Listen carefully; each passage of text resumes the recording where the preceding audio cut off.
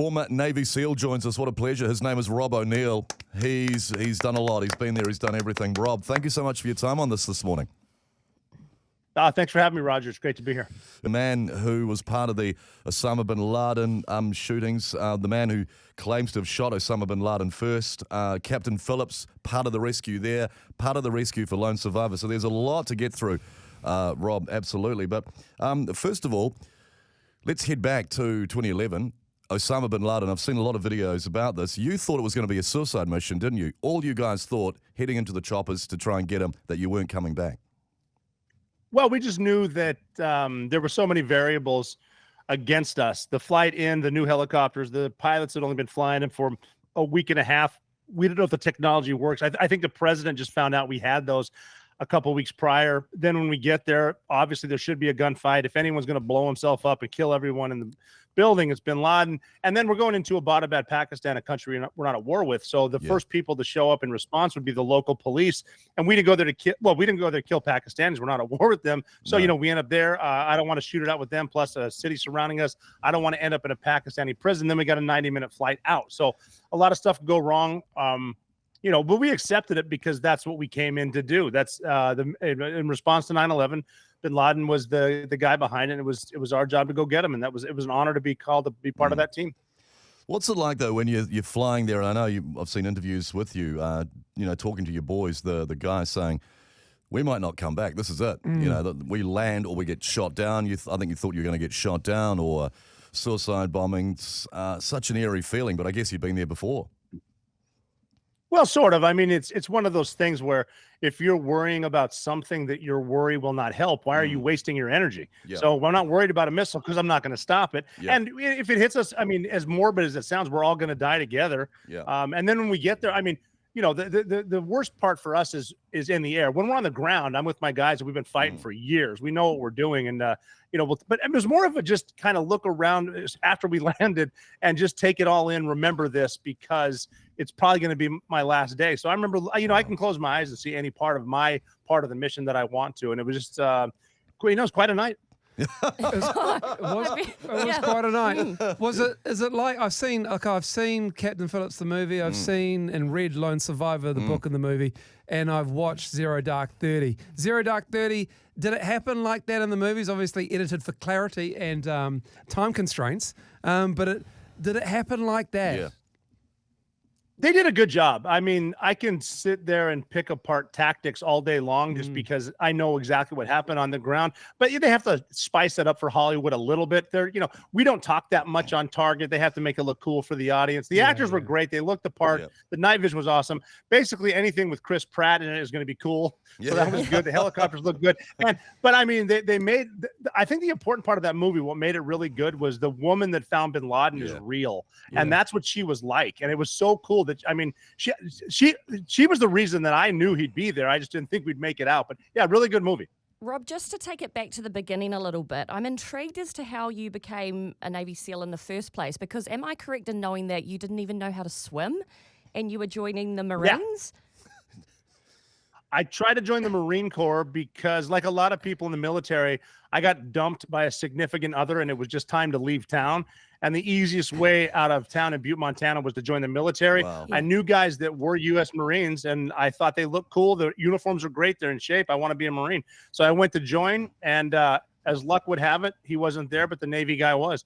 And I went in to see the Navy guy just to ask him where the Marine was because I'd heard a joke that someone said the Marine Corps is actually part of the Department of the Navy. It's just the men's department. So I went in there. Oh my God.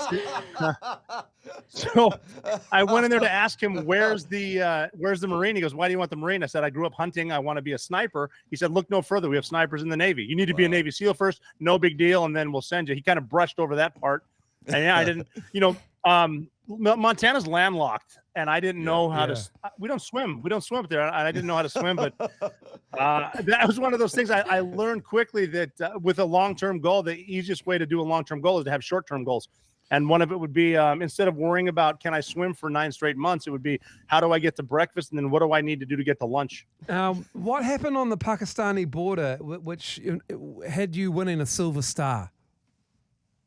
That's another thing too that proof the only time the perfect plan exists is in the planning room. Once you leave to do whatever, Murphy shows up and everything changes. Murphy's Law. Yeah. I had a plan to go on the border. We wanted to get spotted by, we knew Al Qaeda was in Pakistan because, believe it or not, they're in Pakistan. Yeah. And I knew that because of the rules of engagement, again, we're the coalition. We're the only ones that make rules and follow them. But under our rules, if they shoot at me and I can see them and have continuous troops in contact, we call it, or positive identification, I can pursue. So I wanted to pursue them into Pakistan, one about 1,000 meters away and one 2,000 meters away, which were safe houses. You know, a couple of guys shoot, I go in and we do whatever. But instead of 5 guys showing up, about 200 showed up, and it turned into a really bad day where we had to call in air support, which took an hour to get there on the low ground, surrounded on 3 sides.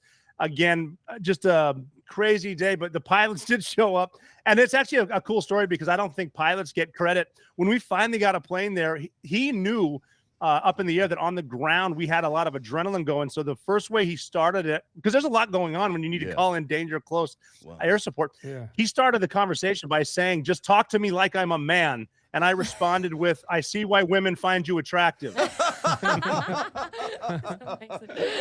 And then we ended up winning after about 3 or 4 hours. And naturally, we got back to the base, and instantly Pakistan said we had illegally ambushed them, and unprovoked attack on Pac Mill. We were lucky there was we had planes up with cameras, and they saw what happened. It's on YouTube, you can find it. But that they basically, when I got back, they said, well, you're either going to go to Fort Leavenworth for prison for the rest of your life, or you're going to get a Silver Star. So hang on for 3 weeks. We're like, what the shit?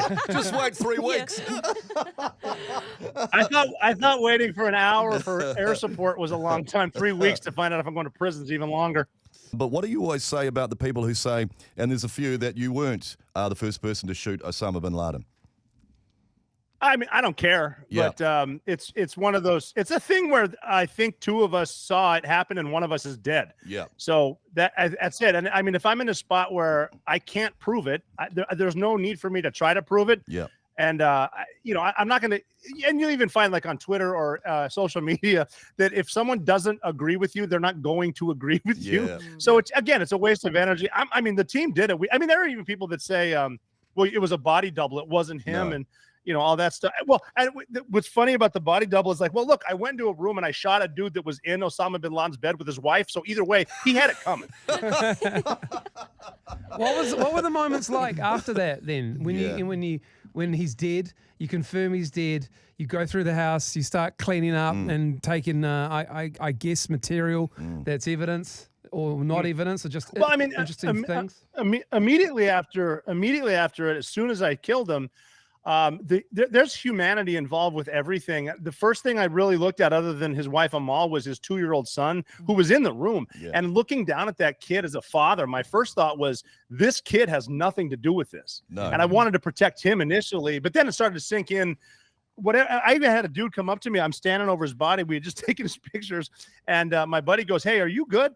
And I said, what do we do now? And he goes, now we find the computers. Like we do this every single night. Hundreds of times you've done this. I said, yeah, you're right. I'm back. Oh my God. He said, yeah, you just killed Osama bin Laden. Your life just changed. Now get to work. Yeah. And then it really starts to sink in that, we wanted 32 minutes on the ground. There's a lot of stuff where we can go to 47, then we got to get out, but we might live.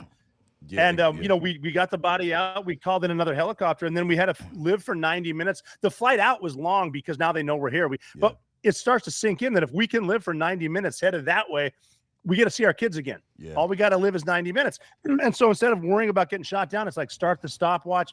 I'm literally sitting next to the sniper who rescued Richard Phillips.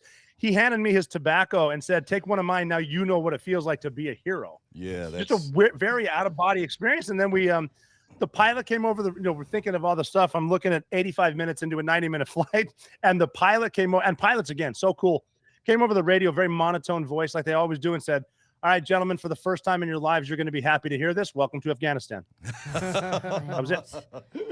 Speaking of Captain Phillips, I saw some comments. They said you're the Forrest Gump of the modern era because you've been at all these amazing events that have taken place in our history. Speaking of Captain Phillips, which is also a great movie, where were you when you got the call to head and try and be part of that rescue?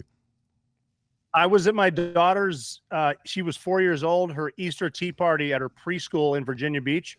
And I was serving her, I had a pink plate with cookies and cupcakes, and I got the call.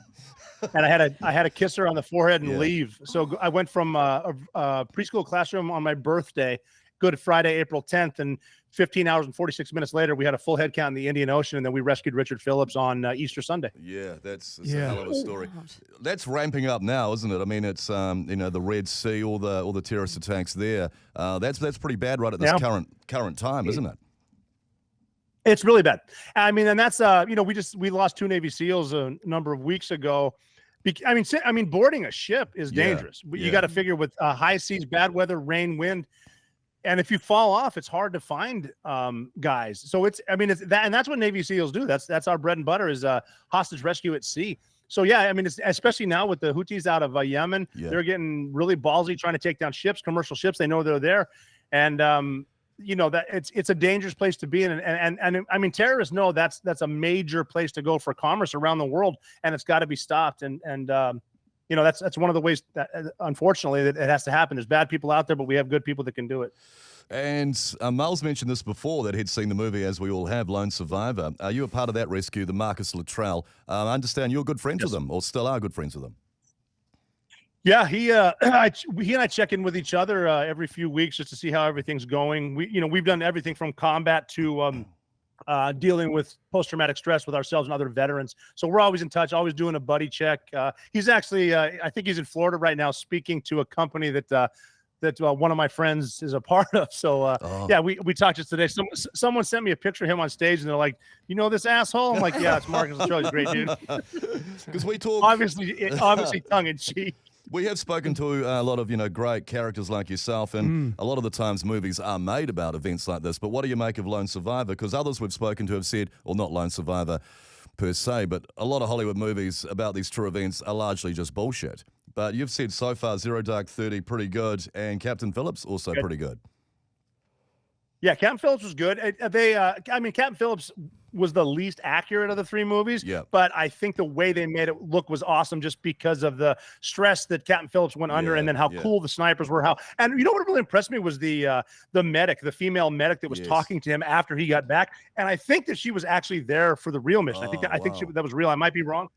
But great movie. And then Lone Survivor, I think, was the most accurate. My only thing with Lone Survivor is the mountains weren't steep enough. The cliffs that the actors and stuntmen were jumping off of were not like the Western Himalayas in the Konar province. No. That movie was awesome. And for people that, and I deal with it, people that say that's not accurate, I really doubt they've ever been shot at up close. So I don't take them, I don't really care again. Is it hard reliving all this? Like, how do you adapt to life again after what you've been through? Well, I mean, it is one of those things where it's almost like too much therapy. You're just reopening scars. So, and you got to figure, like people say to me, "Oh, hi, you're Rob O'Neill. You didn't mention Bin Laden for 5 minutes." It's like, well, stop asking me. Yeah. If you quit asking, I'll stop talking about it. Yeah. But yeah, I mean, reliving it, it's okay. I've made peace with it. But there's I'm with a lot of organizations now that deal with veterans from every service. How to handle PTSD, and what I'm trying to advocate is psychedelics. I've done psychedelics before. Unfortunately, I have to go to Mexico to get the ones because, politicians and lawmakers don't know the first thing they're talking about. But these are not club drugs. They're a portal to a different dimension of your soul, and they really, really help. And I mean, not just combat vets, anyone who's had anything stressful in their life or depression or anxiety, like we all do. The psychedelics work. They're not the ones you think of when you go out and then grab the chem lights and go to the discotheque. These are monitored by medical officials, and they're good for it. I tweeted out just to I think humor is good for everything from morale to team building. I tweeted out I think yesterday where I said I don't know the scientific explanation why chickens start the day by screaming, but I understand. Yeah. So you're how many tours or missions have you done in war zones? Have you counted them up, or are there too many to think about? Well, I've an estimate is just over 400 combat missions. Wow. So that's about I want to say 12 deployments, 2 or 3 contingencies, and the contingencies where you go over for a shorter period of time. But even with I think with the gun I killed Bin Laden with, I think I shot 3 more dudes about 10 months later with that same gun. It's just I went back to war after that one, just because I was sort of a feeling after that big mission that Yeah. I always want to. I try not to burn bridges, and I came in through the front door. I'm going to leave through the front door, so I'm going to do one more deployment. Then it's time for me to leave, and it's and again, just for my own peace of mind, where I don't know the Navy anything, but they don't know me anything either, and I think we parted well. And what were some of the strangest things that Bin Laden had in his house? You're getting computers, but what other things were in there that you were like, what is this guy doing? The first thing that surprised me was the raw opium, because it was almost in vacuum sealed bags, and I thought they were like ribeye steaks, like they were hard pointing and going to stay there for a while. Yeah. But it was raw opium, and it was proof that they were using the drug trade to fund terrorist activities. We found a couple computers, a bunch of hard drives and CDs and stuff like that. And I guess they found pornography on some of them, but I don't. But see, I think that might have been just he was, a devout Muslim. I think a lot of that was so they could cross the border into Afghanistan, and encoded in that might have been missions or something like that. But it was stuff like just things like that. And well, I mean, again, not to make light of it, but after we left, we were monitoring Al Qaeda's phone conversations, and they were asking each other, "Hey, who turned him in?" And one of the terrorists jokingly said, "Well, he turned himself in." And they said, "Well, why would he do that?" And he goes, "Well, he's been locked up in the same house with 3 wives for 5 years."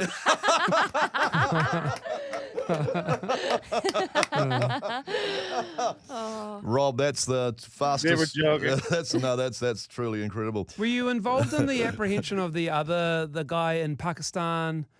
Oh, I forgot his name. I'm sorry. He's the other Al Qaeda leader. Khalid Sheikh Mohammed? Yeah, that guy. No, KSM was rolled up by some of our intelligence people, and then the Pakistanis who actually helped us. So he's in Guantanamo Bay. That reminded me of another joke too. I think I saw a T-shirt that said, "Waterboarding in Guantanamo Bay sounds awesome if I didn't know what it is." This is the fastest 20 minutes we've ever had with anyone. It's just gone so quick. We're going to have to go, but Rob O'Neill, hey, look, thank you so. We've been so looking forward to speaking to you. It's been booked in for weeks. So yeah, it's great to talk. And let's set it up again. We can do 20 minutes pretty much any time. Oh no, We'd love to. that'd be incredible. Thank you so much. Have you got a book? Have you got a I book? mean, as long as we're within an hour or two of whatever we agreed to, we'll be fine. That's fine. Yeah. Yes, and you can read it all in your book as well, which came out in 2017, called The Operator. Yeah. Yeah, The Operator is the only book written by a guy in the House that was approved by the Department of Defense, the military, and SEAL Team 6. So it's a good one. If you want to know what it smelled like going up the stairs, it's in there. Okay, sweet. Probably better than the studio. Rob O'Neill, former SEAL. Thank you so much for your time. Hey, Thanks, mate. Rob. It was a real pleasure. Good to see you. Thank you. Thank you very much. Appreciate Thanks it. a lot.